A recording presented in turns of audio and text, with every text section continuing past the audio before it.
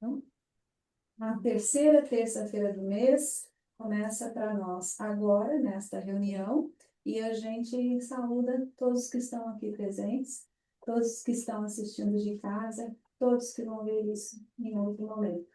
E a gente agradece a presença de todos.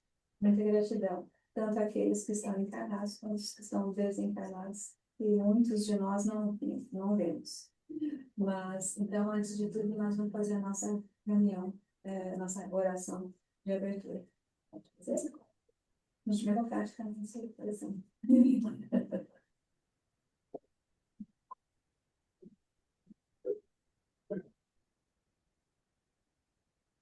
Pai amado, nós vos agradecemos por essa oportunidade de estarmos aqui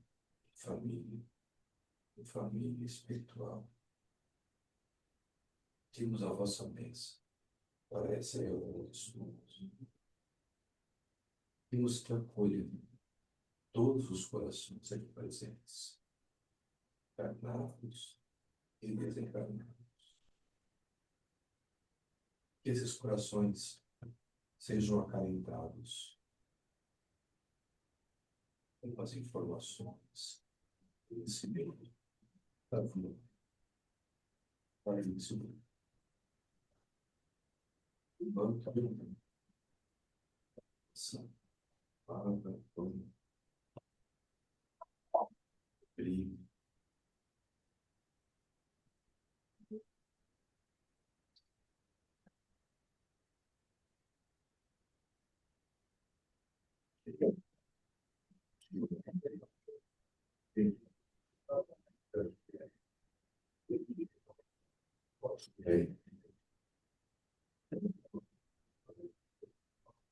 Rogai por nós, pecadores, agora. Bem, como a gente estava falando, hoje é a terceira terça-feira do mês. E em toda terceira terça-feira, nós seguimos estudando o Livro dos Espíritos. Antes de a gente pegar a questão de hoje, né, eu falo um pouquinho de Beto, que é mais prático, daí eu vejo mais, né, vocês aqui. Só fazendo uma palhinha, um retrospecto bem rapidinho, né, só para a gente lembrar. O que é o Livro dos Espíritos? Há muitas pessoas que não sabem exatamente de que se trata. Já ouviram falar, mas não sabem exatamente o que é. Então, só para a gente fazer esse compiladozinho, então, o que acontece?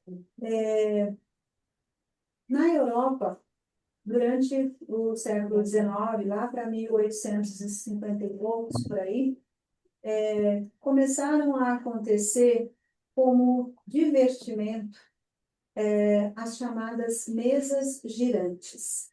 Então, eram reuniões sociais em que as pessoas se reuniam ao redor de uma mesa e elas invocavam que houvesse alguma manifestação, um fenômeno. E acontecia de eles combinarem algumas respostas. Olha, nós vamos fazer perguntas. Se a resposta for sim, bata no chão uma vez. Se a resposta for não, bata duas vezes. Um exemplo. E acontecia de as pessoas ficavam ao redor dessa mesa, e aí a pouco a mesa dava as respostas batendo no chão. Como uma mesa, todos sabemos, é inanimado, é um objeto, como é que tinha acontecido isso? E isso, obviamente, despertava muita curiosidade. Eram reuniões feitas em salões, e a maioria até da alta sociedade. E aquilo foi levado até Allan Kardec, que o nome dele, na verdade, é Hippolyte Léon Denisard Rivail, um pedagogo, professor francês, extremamente culto e muito estudioso, cético, racional, e levaram para ele essas informações de que estava acontecendo isso. Ele, a princípio, nem se interessou, achou, imagina, isso é mágica, isso é algo que as pessoas inventam, deve ter algum truque nisso, né? Ilusionismo. E estão fazendo isso para divertir os incautos, vamos chamar assim. E acontece que, de tanto insistirem, aí pessoas muito conhecidas dele, realmente convidaram para que ele fosse, porque estava se tornando algo diferenciado mesmo. As respostas eram muito frequentes e elas tinham a ver, tinham respostas que eram coisas que eram confirmadas com aquelas respostas dadas por um objeto inanimado. Bom, o professor Denizar Rivaio foi numa dessas reuniões e ele ficou achando muito interessante. Ele começou a pesquisar mais sobre isso, daí ele começou, vou ser bem acelerado no tempo, tá?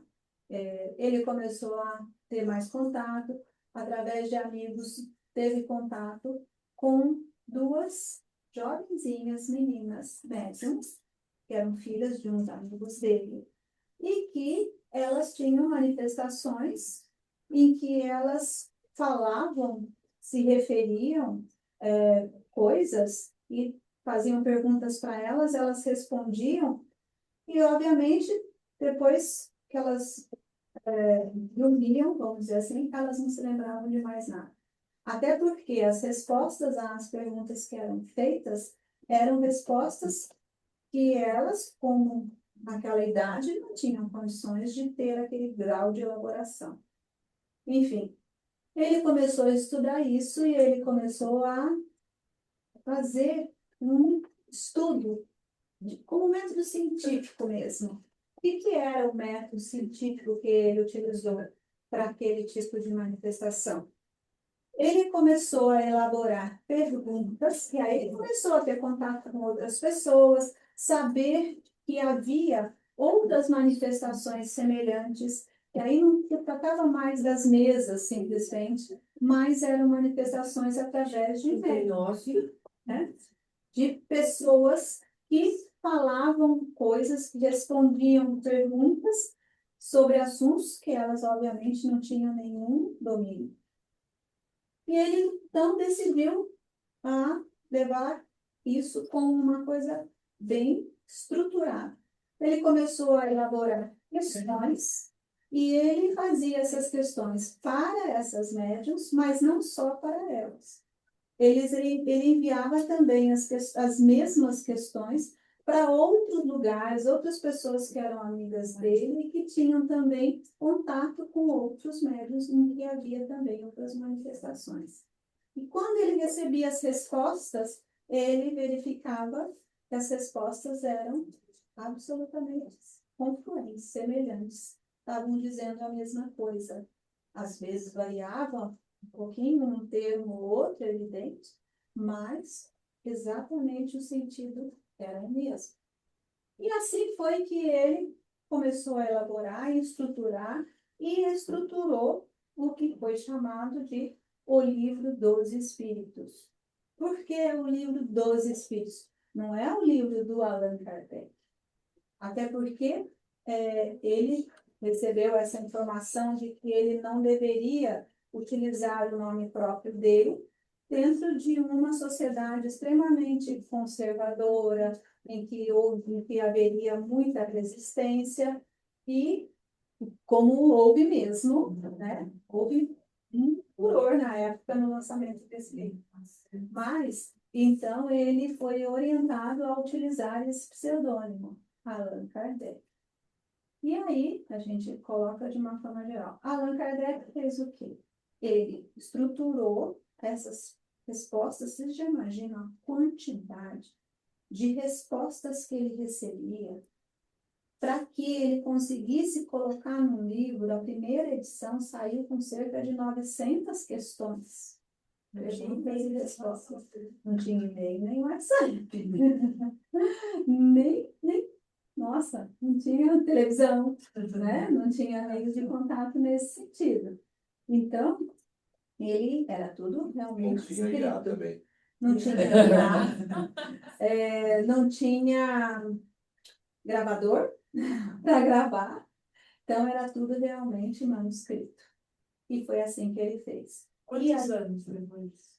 Olha, uma cerca de Começou a 5 anos. estudar, mais ou menos Uns isso. 5, Começou a 6 estudar os anos. fenômenos em 51, 52, e o 57 aí, foi 57 ele terminou.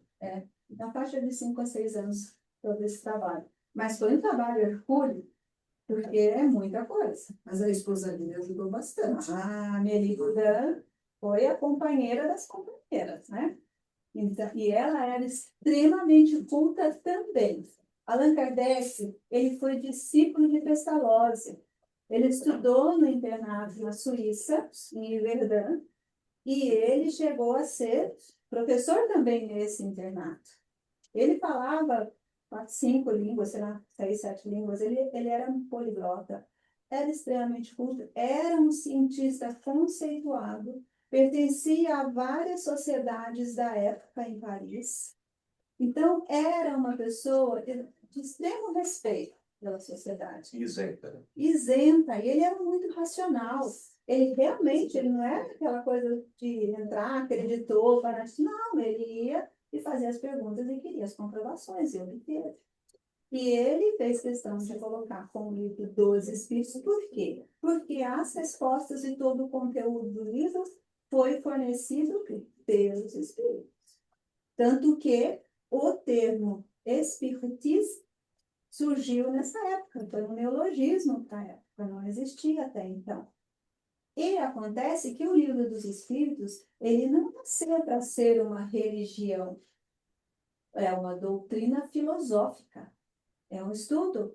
Tanto que, se vocês lerem na introdução de O Livro dos Espíritos, tem toda a fundamentação filosófica. Platão, Sócrates, Aristóteles, traz toda uma fundamentação, porque o professor Dionísio Rivaio era também um estudioso da filosofia. E a gente vê que a doutrina espírita ela é extremamente racional. Não é algo que você não tem que acreditar porque é assim que o Espírito falou. Não, não é assim.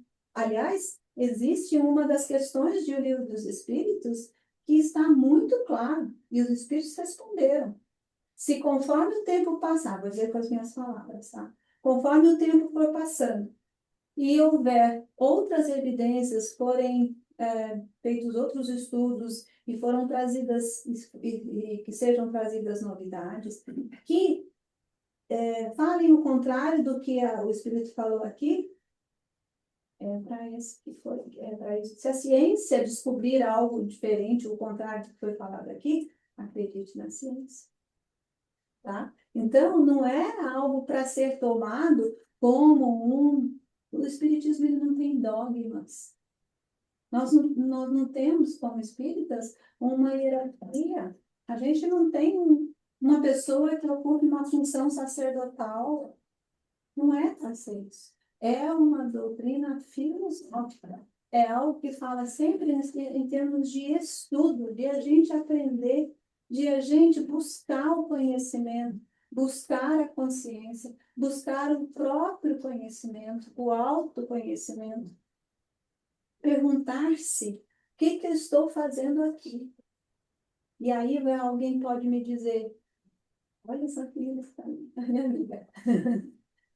Pode se perguntar, mas se a doutrina espírita diz que tem reencarnação, que a gente já veio muitas vezes, aí só um parênteses, não é a doutrina espírita que existe reencarnação. A questão da reencarnação, ela já existe há milênios em muitos outros lugares. No próprio catolicismo, até o Concílio de Constantinopla, havia. Não lembro, bom, vou deixar em dúvida isso aqui, não, mas houve um concílio em que ficou determinado que a questão da reencarnação tinha que ser tirada da Bíblia. Então, Jesus disse, não haverá nascimento do corpo, mas haverá nascimento do espírito, da alma.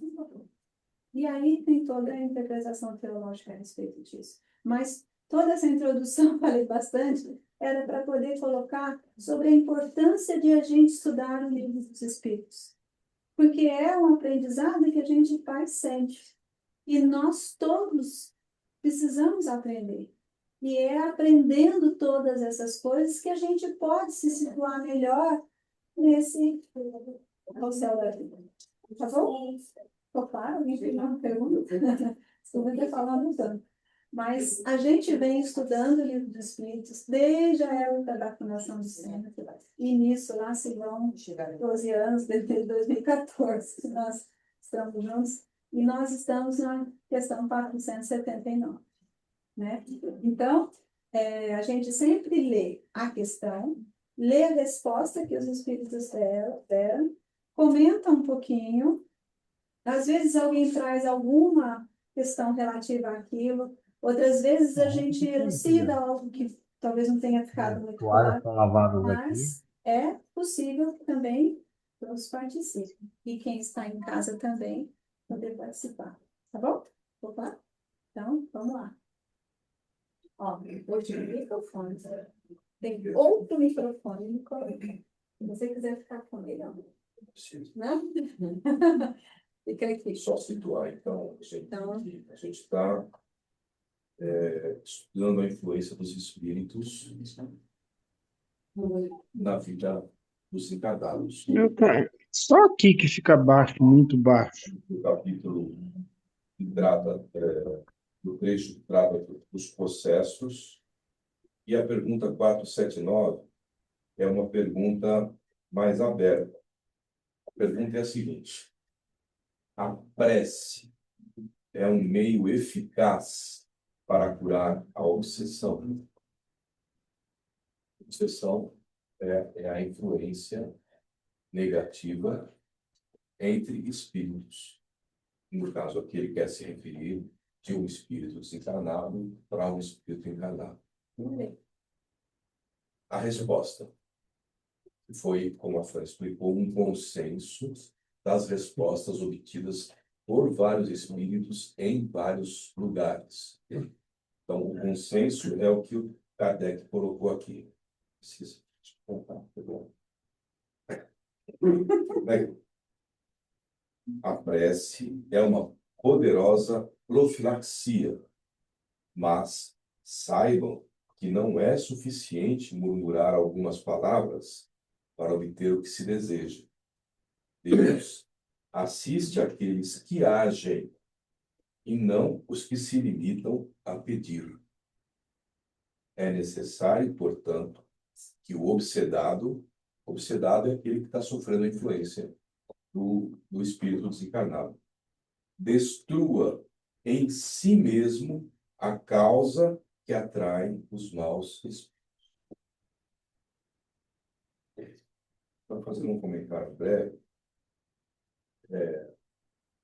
uma das leis de Deus, das leis universais, que o próprio Livro dos Espíritos traz para nós mais para frente, é a lei da afinidade.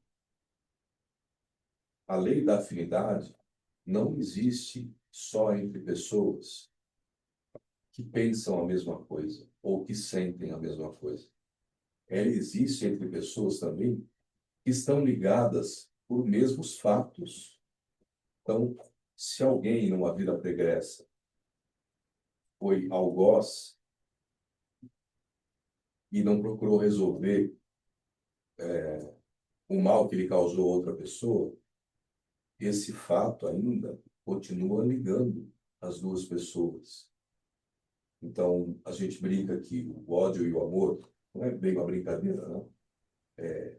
São duas faces da mesma moeda, porque realmente as mágoas maiores que ficam são daquelas em relação às quais a gente tem afeição, tem amor, ou não esperava que viesse uma atitude ruim. E essa mágoa e essa ligação atravessa milênios. E muitas vezes isso se converte numa obsessão, numa influência negativa de um espírito desencarnado para um espírito encarnado que, por estar encarnado, não lembra do passado e não o vê, na maioria das vezes. Mas sente sentimentos ruins, sente raiva, sente tristeza, sente incômodo, sente desequilíbrio, sente nervosismo. E a questão, ela está aí no fundo para dizer que a prece é sempre necessária, né? Aqui a gente teve na semana passada a sessão de tratamento espiritual, que é para justamente atender casos de obsessão. E uma regra que nós temos aqui, quando a gente vai atender o espírito desencarnado que vem se comunicar conosco por intermédio de um médium de psicofonia, é sempre, sempre, sempre orar. Assim que o espírito der uma brecha, orar, porque é impressionante a diferença que faz no momento da oração. Então, indubitavelmente, a prece é, é algo precioso, mas ela, por si só, não resolve uma obsessão. É isso que a resposta está colocando. Que é a nossa mudança de comportamento que vai resolver a obsessão, efetivamente.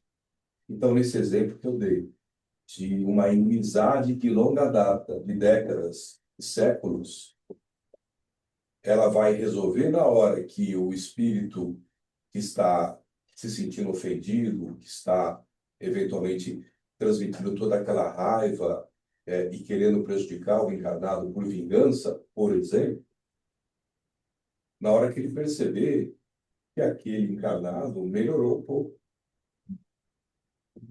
Então, a prece, por exemplo, poderia ser uma grande alavanca se a gente já, ao sentir a influência negativa, já começasse a pedir perdão e a orar pelo Espírito que nos influencia.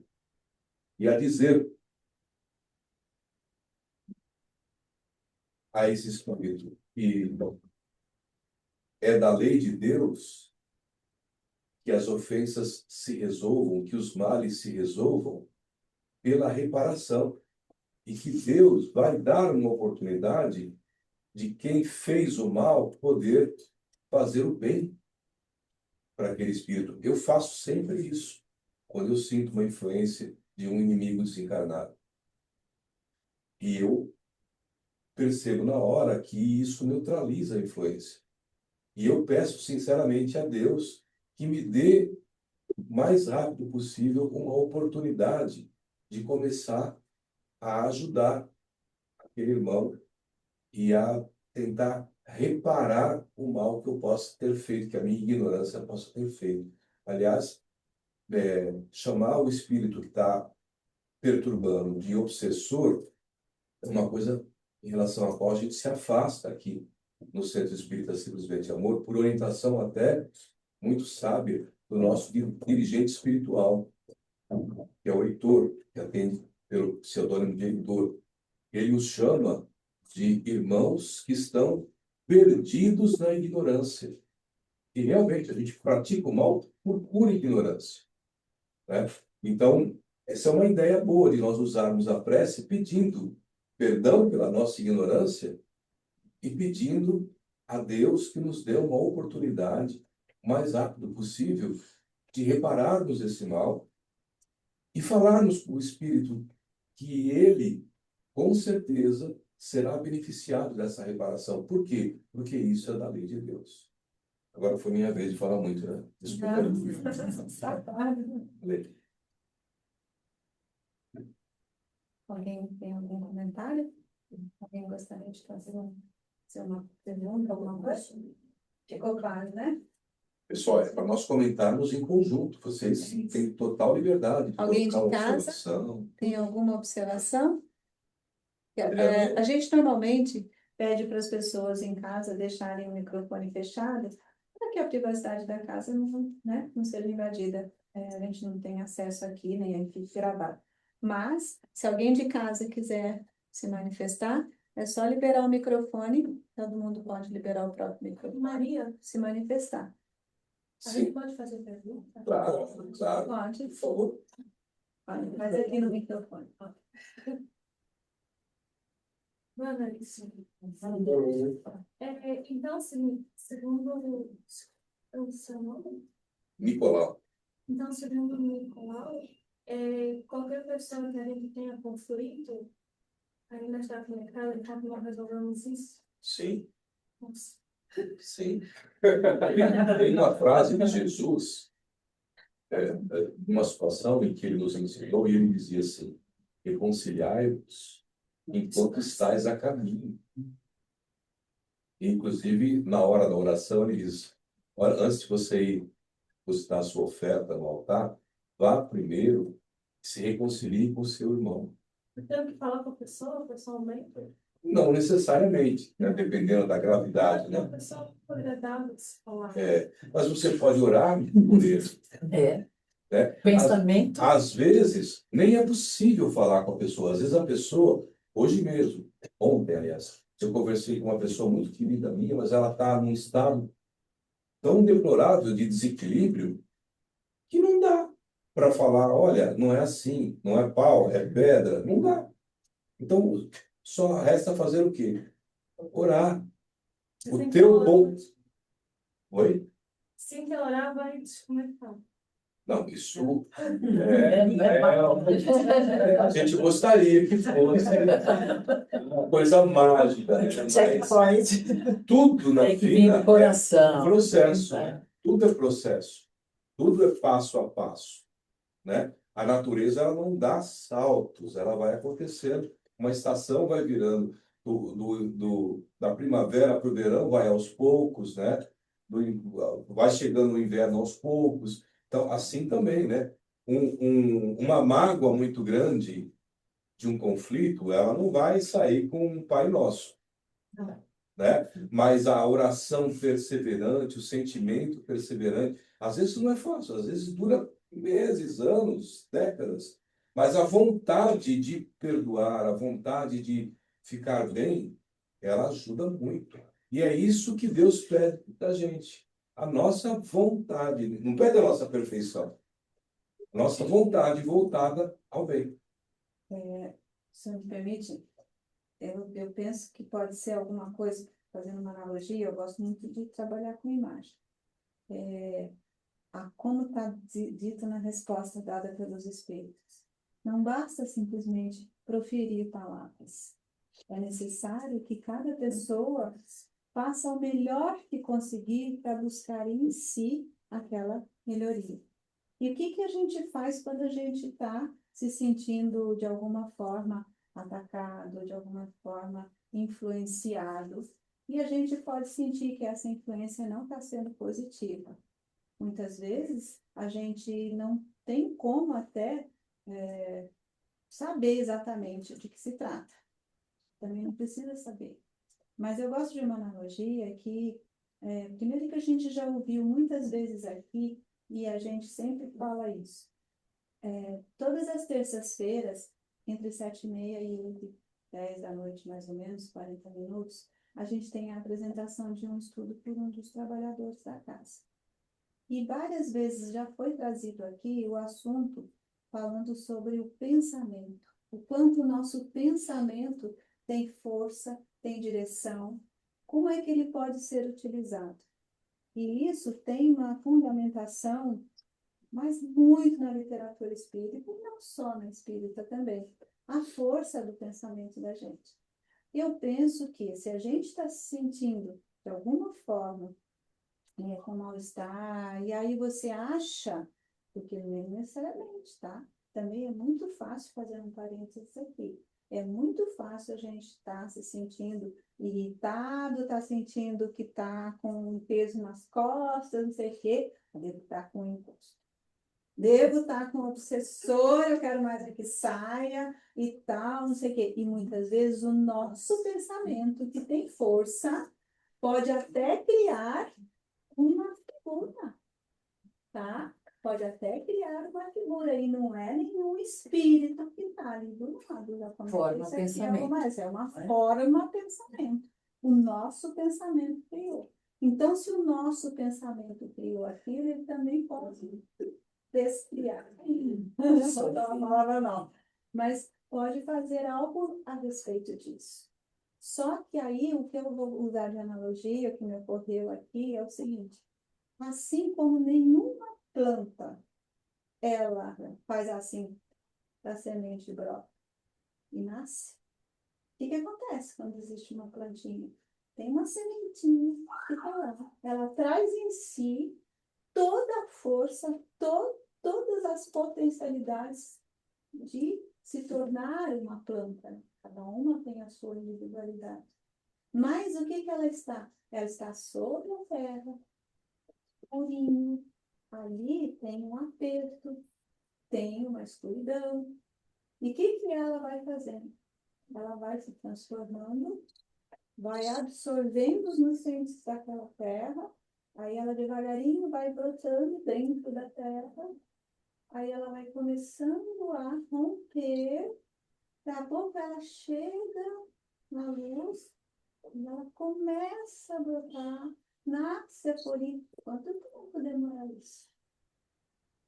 Então, eu penso que toda criação de algo é como uma plantinha que precisa, essa criação, ela traz em si toda a potencialidade. Eu quero me tornar uma pessoa melhor, eu quero, estou sentindo que eu posso melhorar em algum aspecto da minha vida.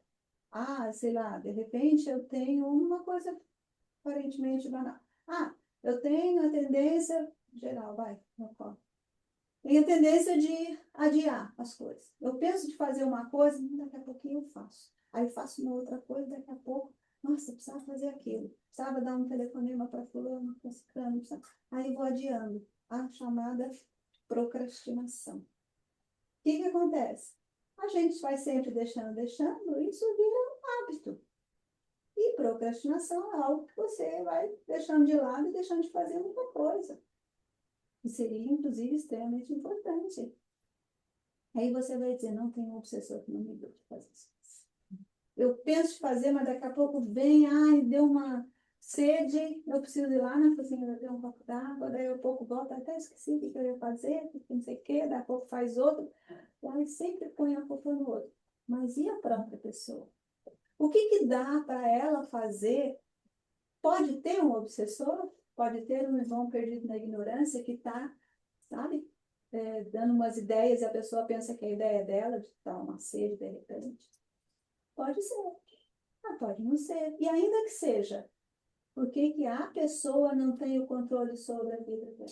Se ela sabe que ela tem essa tendência, então ela estabeleça como um propósito, ela vai listar, ela vai listar 3 coisas que ela vai fazer durante o dia, e essas 3 coisas ela não vai deixar de fazer. Ela escreve. Não é? Não é? E aí, fez a primeira, tic, ok, fez. Dá um sentimento de vitória. Já fiz um. Tic, a segunda. Dá 10 da noite, não fez a terceira ainda. Faça. Se não conseguir fazer a terceira, senta, ora. A primeira coisa que eu vou fazer vai ser isso. Sabe? Eu estou falando, gente, de coisas do dia a dia, comezinhas. Porque o nosso aprendizado na vida passa pelo comezinho, passa pelo dia a dia, pelas coisas simples. A gente, de uma forma geral, tem a tendência de pensar assim: o que estou fazendo neste mundo? Qual é a minha missão? A missão é viver a vida que tem. É conviver com as pessoas da família, convive com as pessoas do trabalho que está empregado. Se não tem trabalho, então, aonde está tendo contato com o porteiro do prédio, sabe? Então, assim, o caixa do supermercado, é isso que a gente vive. A gente não é super-herói. Os super-heróis são muito poucos. Os missionários são muito poucos. Nós somos a massa. Mas nós somos indivíduos dentro dessa massa. Então, a gente pode fazer alguma coisinha dentro da gente todo santo dia. Então, coloca como um propósito, hoje eu vou fazer 2 coisas, então. Eu vou fazer 3, faço 2. Faço uma. Isso eu não vou adiar mais. no exemplo que eu estou dando. Ou eu estou sentindo, eu estou sentindo muito, eu tenho muita sensibilidade, eu acho que eu estou, deve ser uma pessoa que, eu não me dava bem, essa pessoa faleceu, como é que eu vou conversar com ela? Como é que eu vou me reconciliar com ela? Como falou Jesus disse, primeiro, antes de depositar a sua oferta no altar, reconcilia-te com o teu inimigo. Mas essa pessoa já desencarnou, e agora? Agora é que você vai conversar em pensamento, porque o pensamento tem força e direção. E você vai vibrar, ou fazer uma oração por essa pessoa. Mais que fazer uma oração, você vai fazer uma oração e você vai visualizar essa pessoa na sua frente, com uma aparência boa. Você tem uma pessoa muito amada que partiu, desencarnou recente, ou faz muito tempo, não importa. Eu tinha muitos problemas, digamos, sei lá, com uma tia minha, porque ela era uma chata de galocha. Tinha um tio que era um horror, ele vinha sempre com as mesmas piadas e era aquele, né, chato da família. Ele desencarnou. E agora? Eu acho que é ele que está me cutucando, não é possível, porque tem um jeito que ele faz, que ele cutucava meu ombro, e eu estou me sentindo esse cutucão toda minha vida, gente. Pode acontecer? Pode. Aí o que você vai fazer? Você vai buscar, sabe aquela música do Gilberto Gil que fala, se eu quiser falar com Deus, tem resposta? É uma possibilidade. Você se recolhe um pouco, visualiza essa pessoa,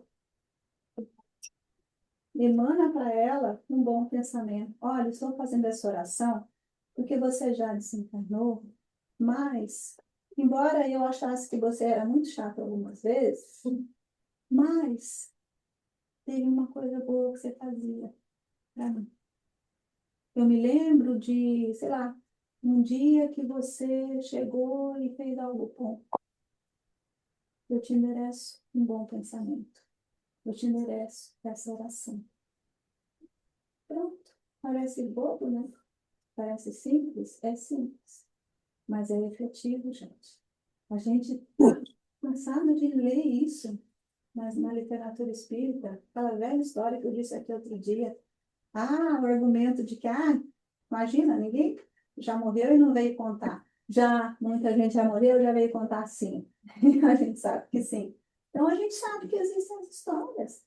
As pessoas que estão desencarnadas, e que eu chamo sempre de pessoas, assim como nós somos espíritos também, só que estamos encarnados, nós, estando desencarnados, sentimos a vibração que vem daqui dos encarnados.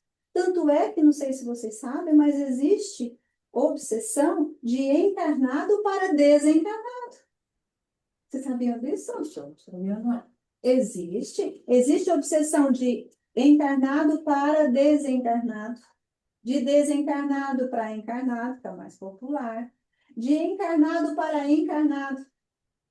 Quando você tem uma pessoa que te puxou o tapete no trabalho, que não sei o quê, que teve uma relação afetiva e a pessoa te fez uma grande bobagem, você fica pensando muito naquela pessoa.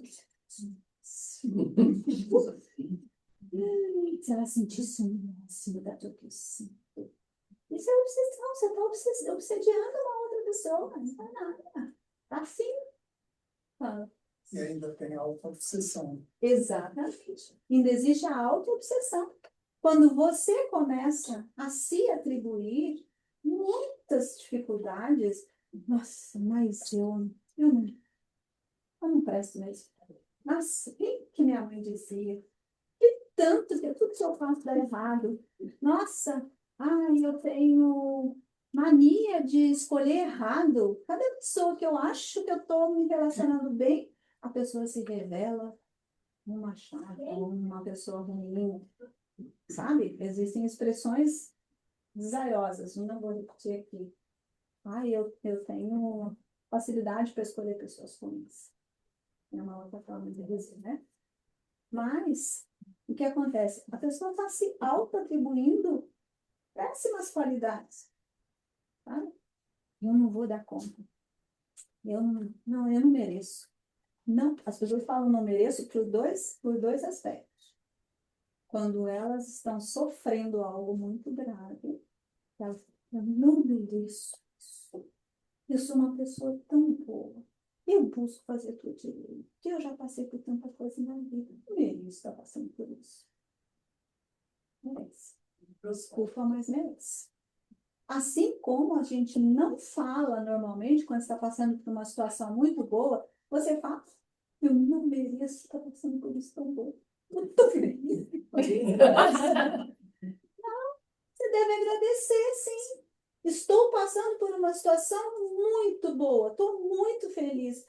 Obrigada, eu devo merecer mesmo. Se a pessoa não acha que tem condição de falar, eu mereço com tanta força, fala assim, eu devo merecer. Eu acho que é algo muito bom, eu devo ter feito. Porque está tudo bom isso que eu estou vivendo. Então, Jesus não falou amar a Deus sobre todas as coisas e ao próximo como a nós mesmos. Então, qual é o primeiro mandamento? Amar a gente primeiro. Só que sair do infantilismo. Eu me amo, olhar no espelho. Ai, nossa, eu sou uma pessoa maravilhosa. Ai, como eu me amo. Isso é raso. Não. Auto-reconhecimento, autoconhecimento. Olha, eu tenho essa facilidade, eu tenho essas qualidades. Eu estudei, eu gosto de tal matéria, eu tenho muita facilidade para tal disciplina. Então, eu posso fazer algo com isso que eu tenho facilidade. Posso utilizar esta minha facilidade em benefício de outros. Alô? Utilização boa. Alô? Você está agindo. Oi? Alô? Oi, Glória? Ah, tá. Eu já. Glória? Acho que ela estava com o microfone aberto. Então, a gente pode fazer isso. Reconhecer as próprias qualidades, ou, eu gosto de falar, características. Né? Porque o que às vezes é muita qualidade para uma pessoa, para outra não é. Pode ser até um defeito, né? Mas é bom a gente saber das nossas características. E no sentido de que se a gente está sentindo alguma dificuldade, talvez a gente não consiga identificar se ela está vindo de uma presença de um espírito que está nos obsediando, de uma ignorância que está sendo utilizada contra nós, se está vindo dos nossos próprios pensamentos equivocados. Mas a prece é, sim, um ótimo início de remédio. Aí a gente, na sequência, pode fazer algo para poder mudar. Falei tanto, né, gente? Vamos ler a 480, assim a gente pelo menos termina. Isso. E aí tem alguns comentários que o Alessandro queria fazer. Isso. Se deve pensar na expulsão do demônio de que se fala no Evangelho. Isso depende de interpretação. Chamar demônio um mau espírito que subjuga um indivíduo, quando a sua influência for destruída, ele será verdadeiramente expulso. Se atribuís uma doença ao demônio, quando a tiveres curado, direis também que expulsastes o demônio. Uma coisa pode ser verdadeira ou falsa, segundo o sentido que se der às palavras. As maiores verdades podem parecer absurdas, quando não se olha senão para a forma e quando se toma alegoria pela realidade. Empreendei bem nisto e procurai relê-lo, que é de aplicação geral. Retê-lo, que é de aplicação geral. Pode? Bom, aqui eu acho que ele está dizendo assim, ele faz menção aos textos evangélicos, né? Acho que é importante a gente entender as alegorias que existem nas parábolas, né? Se você for levar cada parábola ao pé da letra, a gente não consegue depreender o que Jesus quis ensinar, né? Então, de novo, né? Eu sempre falo isso quando eu vou falar do Evangelho, né? Você tem você tem muito simbolismo dentro do Evangelho. Você tem muitas figuras, por quê? Porque Jesus ele era um professor, né? Ele veio para ensinar e ele teve que adequar o discurso dele para a plateia da época. E aquela mensagem ela tinha que perdurar. Então, o que ele fez? Ele precisou desidratar aquilo de um jeito que é como se transformasse, quando você tem uma árvore, né? E você quer fazer ela dar fruto, e você precisa carregar. Você não carrega a plantação inteira, a árvore inteira, você carrega uma semente. Então a gente tem que tentar olhar o evangelho como uma semente. Porque assim, o que que é a religião? Eu acho isso é importante a gente tentar entender isso. Eu coloco pelo menos assim, é o jeito que eu entendo isso para minha vida. A religião é um conjunto de regras de convivência. O evangelho é um conjunto de regras de convivência. Né? Para quê? Para que a gente consiga viver melhor com os outros e com a gente mesmo. Quando você perguntou, você, poxa, eu tenho que perdoar e aí de escola, né? Eu desconecto. Na verdade, é o seguinte, assim, tanto o amor quanto o ódio são sentimentos muito fortes. Acho que são as maneiras mais fortes de você unir uma pessoa com a outra. Tanto o amor quanto o ódio, né? Alguém já ouviu falar que assim o amor liberta? Né? Acho que é bonito isso, né? O ódio é o contrário. Ele aprisiona, tá? Ele aprisiona principalmente a pessoa que sente, que está odiando.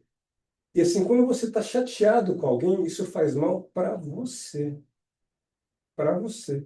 Então, assim, quando veio a questão passada, era isso que eu queria falar, ele falou da importância da prece, né? Você, olha, a prece é importante não para resolver um problema, porque quem vai resolver o problema é a tua atitude, a gente agindo, mas é para mudar a tua disposição. A tua disposição. É quase como um motor de partida. Você dá partida no carro, mas depois você começa a andar. Então, antes de andar, a gente dá a partida. Antes de fazer alguma coisa, a gente reza e pede inspiração.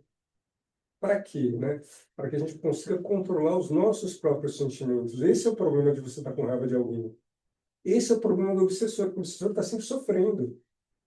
A gente é obsessor quando a gente está sentindo raiva. Foi isso que acho que a gente comentou aqui.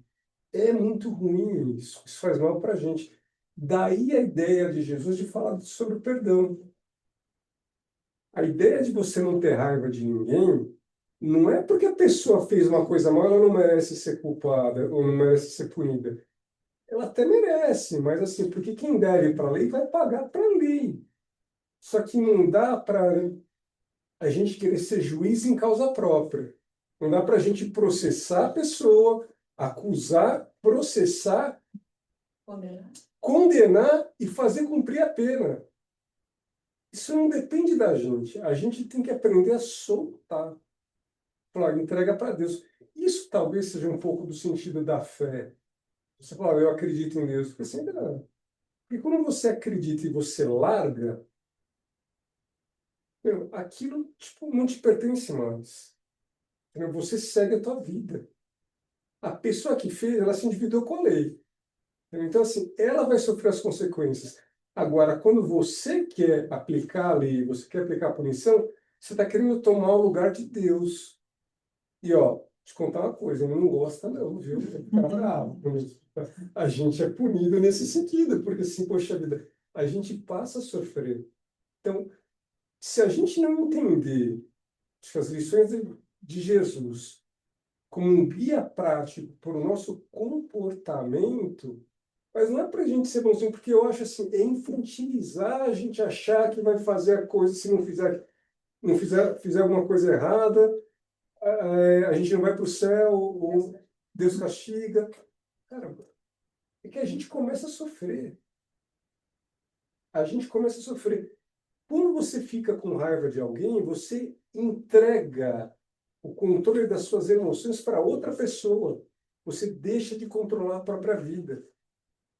Acho que esse que é o sofrimento. Esse é o segredo que Jesus falava assim, ó, perdoa. Perdoa porque não porque o outro merece. Merece ter perdão, mas porque você merece paz. A gente merece. Eu acho que assim, esse é o sentido da gente estudar o Evangelho. Você sabe, é quase uma coisa egoísta, né? Porque assim, é para a gente aprender a viver melhor. É sobre isso que ele está falando aqui, sabe? A questão da obsessão, ele fala assim, olha, a prece ajuda, mas você tem que fazer a tua parte. A maior parte das vezes, assim, a primeira coisa é começar assim, solta, né? A outra parte, assim, isso já ajuda assim, no nosso dia a dia, né? Agora, quando você tem mas tem um espírito que me persegue, cara, se realmente existe, assim, ele persegue a pessoa que fez mal para ele. Só que assim, ele conhece uma fotografia nossa. Você vê, ó, eu acho que a maioria de nós aqui, a gente já chegou numa fase da vida que tem mais passado do que futuro, né? Então, assim, É duro. já- Eu acho que e a gente percebe, assim, ó, eu fiz agora, eu perdi o nome que ele fala assim, eu acho que as bobagens que a gente fez ao longo da vida, né? Eu estava construindo raciocínio, agora eu perdi o que eu estava dizendo sobre isso. Bom, mas enfim. Ah, Em relação à obsessão. exatamente. O que que acontece? A gente tem mais passado do que futuro. Do que futuro. Quantas besteiras a gente fez no passado que a gente não faria mais agora? E aí você encontra alguém do passado, alguém fala, não, mas você faz aquilo, cara, aquilo lá, tipo, não sou mais eu. A pessoa que te persegue, ela viu uma fotografia sua, um eu do passado. Você fala, cara, isso aqui não sou mais eu. E quando você percebe que aquela pessoa mudou, você não tem mais a quem odiar, porque, tipo, aquela pessoa não existe mais. A gente se transformar, existe uma morte em a gente se transformar. Por isso que, assim, o crescimento dói, porque a gente deixa de ser uma pessoa que era, né? E, assim, quando alguém que tem raiva da gente percebe isso, aquilo se desfaz. Cara, porque o objeto do ódio desapareceu. Aquela pessoa não está mais lá. Então, assim, eu acho, assim, o que que acontece no nosso dia a dia, né? Vão aparecer situações em que a gente vai ter que exemplificar o perdão, que a gente vai ter que exemplificar condutas diferentes. Acho que essa é a ideia do testemunho você precisa testemunhar a tua fé. Se tem um obsessor desencarnado, tá? Ele vê aquilo e fala, cara, não tem mais sentido. Ou ele te vê sofrendo e vê você sendo uma pessoa que perdoa, que faz diferente, que tá batalhando para ser uma pessoa melhor, ele se compadece de você e fala, cara, essa pessoa não é a pessoa que me machucou, né? Eu acho que é isso que ele fala aqui, é isso que ele, se ele fosse, olha, duro, gente chata é chata, né? A gente é chato com muita gente, né? E assim, tem gente que é chato pra gente, assim, se não é obrigado a conviver, né? Às vezes né? Na família mas assim, quando Jesus fala assim, olha, meu, só larga, perdoa, né? E aí o que que ele diz aqui, né? Isso aqui foi uma regressão da questão passada, né? Ele fala assim, olha, o evangelho é um demônio, né? O que que você disposição Como é que você vai expulsar um é, demônio? antigamente o que que acontece? Você não conseguia entender a natureza. Então assim, um trovão, um fenômeno da natureza é uma manifestação divina, né? Agora, nesses processos obsessivos, a gente tem que demônio. Hoje, o que que a gente sabe, né? À luz da doutrina espírita? Que o demônio, na verdade, é um espírito que está em sofrimento, ele está buscando uma reparação por uma coisa que ele sofreu, e ele está buscando isso do jeito errado. Quantas vezes nós já fizemos isso também, né? Então, assim, o que ele pede aqui é que a gente olhe com... Ele fala, ó, que uma coisa pode ser verdadeira ou falsa, segundo o sentido que a gente dê as palavras. A gente aprenda a ler, a entender o sentido simbólico das parábolas que a gente lê, dos contos que a gente... Se for levar ao pé da letra, a gente não vai entender aquilo. Religião é sobre aplicação na vida prática. Acho que é isso, né? É o que eu entendo por que ele falou. Quando ele fala, então, essa interpretação aí, quando se fala no Evangelho sobre expulsão do demônio, os demônios são as nossas dificuldades. Os demônios são esses nossos pensamentos arraigados em que o outro precisa sofrer o que eu sofri. O demônio é se eu tem uma doença e essa doença é curável, vamos chamar essa doença de demônio. É isso que os espíritos responderam aqui. Então, é isso que ficou muito claro quando ele fala assim, olha, que se deve pensar da expulsão do demônio? E está muito claro aqui, ó, depende da interpretação. Se chamar de demônio é um espírito que subjuga um indivíduo, quando a sua influência for Suspense. destruída, ele será verdadeiramente expulso. Se atribuís uma doença ao demônio, quando a tiveres curado, direis também que expulsaste o demônio. Então, depende do que você atribui como demônio.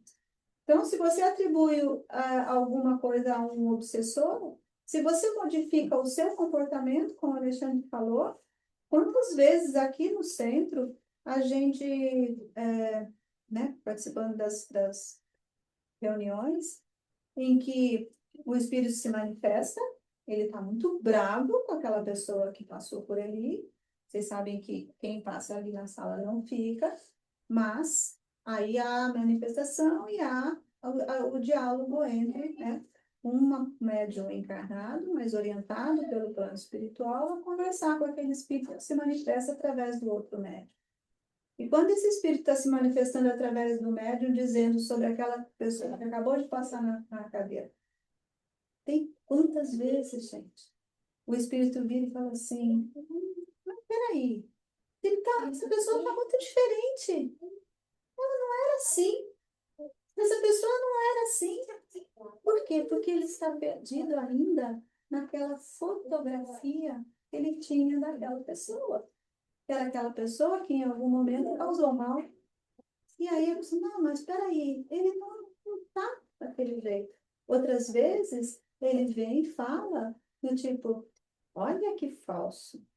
Se esconde através dessa carinha de bonzinho, mas eu sei o que essa pessoa fez para mim. Aí a gente escuta uma pessoa que está dialogando, falando, escuta, você já está acompanhando essa pessoa há muito tempo? E o Espírito diz, um tempão. É fácil acompanhar, porque às vezes ela vem aqui no centro espírita, tem uma carinha tão boazinha, cumprimenta todo mundo de jeitinho um pouco, aí só sair lá na esquina e começa a fazer um monte de bobagem, e fala mal do outro, e faz fofoca. Aí eu acompanho, porque ela não mudou nada, entendeu? Então, se os espíritos nos acompanham, e muitos acompanham sim, eles vão observando o nosso comportamento. Também há aqueles que viram e falam assim, nossa, a pessoa que eu odiava tanto, ela está fazendo tudo diferente, eu não estou conseguindo mais nem chegar perto. Quantas vezes alguns chegam e falam assim, eu não consigo mais chegar perto dessa pessoa, é como se tivesse uma barreira.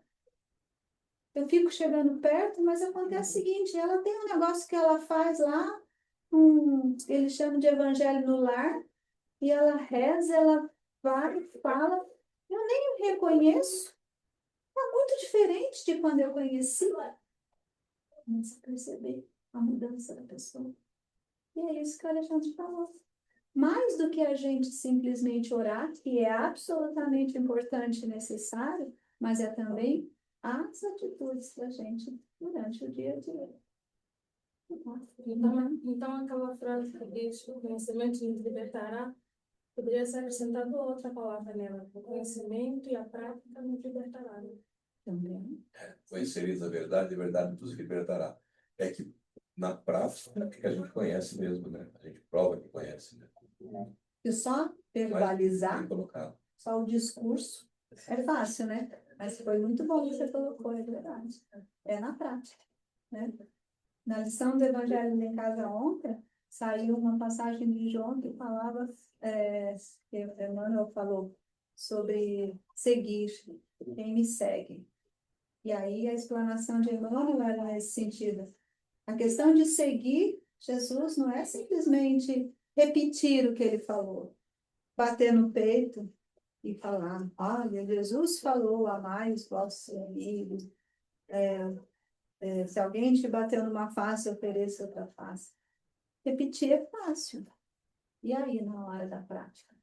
E na hora do dia a dia?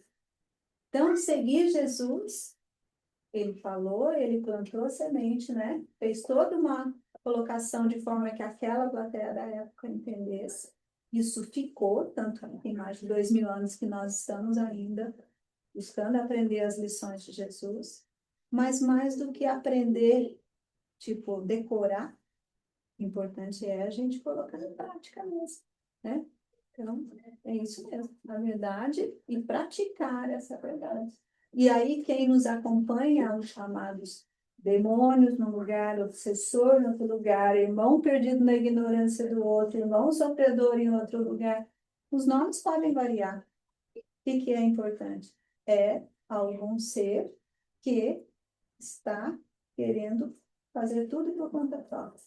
Mas nós temos a possibilidade de nos desvencilhar com uma atuação consistente.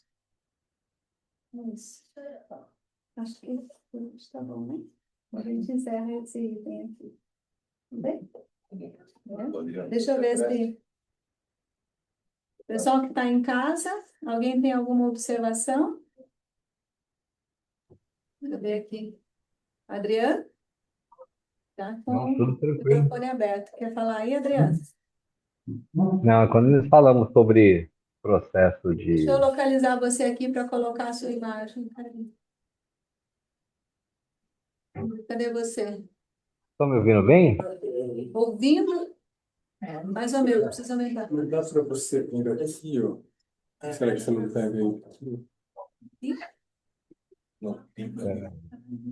Não, sim, Aqui, ó. Aí, Pronto, Adriano, pode falar. Pode falar, né?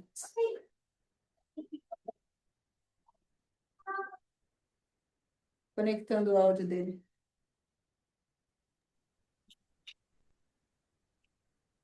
Pode falar, Estão Adriano. ouvindo? Tá. Pode falar. Pode falar. E agora eu não estou ouvindo mais nada. Pode falar, Adri. Ouviu? Fala aí, Adriano. Não, mas não está. Mas nós estamos te ouvindo. Acho que ele não está ouvindo a gente. A gente está ouvindo você, Adri. pode falar, Adriano. Fala, Adri. Pronto, pode falar.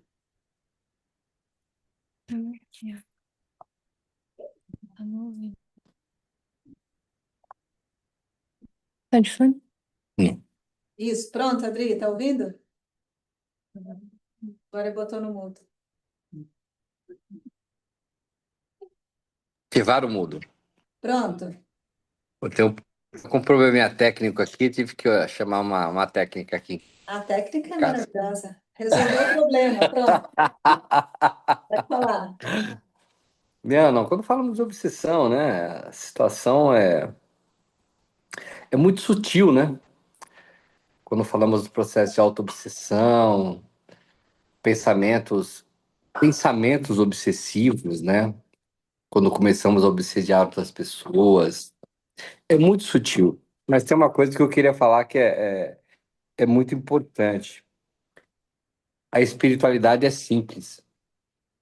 O Heitor muitas vezes coloca isso pra gente. A espiritualidade é simples.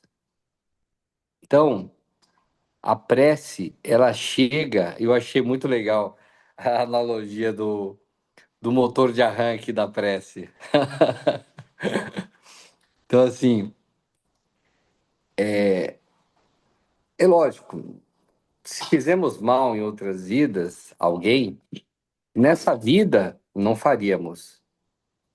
Temos, às vezes, situações que temos raiva, temos indignação, temos, mas não ao ponto de trucidar famílias, de acabar com vilas, não. Mas, quando você traz correlação a uma questão que você passou de uma vida passada, lógico que o obsessor fica atacando, né? Você me fez sofrer, você me fez aquilo ali, você me fez. Acabou com a minha família. E você coloca de forma muito objetiva e amorosa Me perdoe. Me perdoe. Eu não sabia. Então, assim, quando você começa a trabalhar de forma simples, o pedido de perdão, o entregar, fazer sua prece, ela é leve. A espiritualidade, para a evolução, ela precisa ser leve. Então, eu vejo isso com muita. Quando nós falamos do processo de obsessão, eu gosto de falar sobre obsessão, mas a gente tem que saber também que é leve, não pode ser pesado. Não pode ser pesado porque senão vem uma cobrança. Aí fica uma linha tênue, né? Não, eu preciso perdoar, preciso perdoar, preciso perdoar. E aí eu começo a me castigar. Então aí eu entro no loop, né? Eu obsedio, auto-obsedio. Então isso é por isso que a espiritualidade ela precisa ser leve, né? O melhor termômetro é quando você pede para Deus. Deus, Nossa Senhora, Padre Pio, me norteia, São Francisco. me auxilia. Eu não sei, eu não sei o que fazer. Me ajuda. É lógico que Padre Pio não vai bater na sua porta, né? Mas muitas vezes, nesse momento, um amigo liga, você recebe uma mensagem diferente, você lembra de uma situação. Então, assim, peça ajuda. Nas dificuldades, peça. Simples assim. É só isso que eu queria cumprimentar. A gente faz a oração, Adriano. Tá bom, faço sim. Ó Senhor bom Deus, agradecemos nesse momento com muito amor. Abençoa, Pai, a todos aqui presentes, encarnados e desencarnados, a todos que estão conectados nessa rede, nosso centro espírita Simplesmente Amor. Abençoa, Pai, para que todos possam levar para o lar todo o amor, toda a compreensão, toda a paz que o nosso querido centro espírita Simplesmente Amor oferece para todos que ali chegam, encarnados e desencarnados. Ilumina, ó Senhor. Ave Maria, cheia de graça, o Senhor é convosco. Bendita sois vós entre as mulheres, bendito é o fruto do vosso ventre, Jesus. Santa Maria, Mãe de Deus, rogai por nós, pecadores, agora e na hora de nossa morte. Amém. Que assim seja, Senhor. Uma boa noite a todos que estão em casa, boa noite a todos que estão aqui e até a Boa próxima noite. semana. Tchau, tchau. Tchau, pessoal.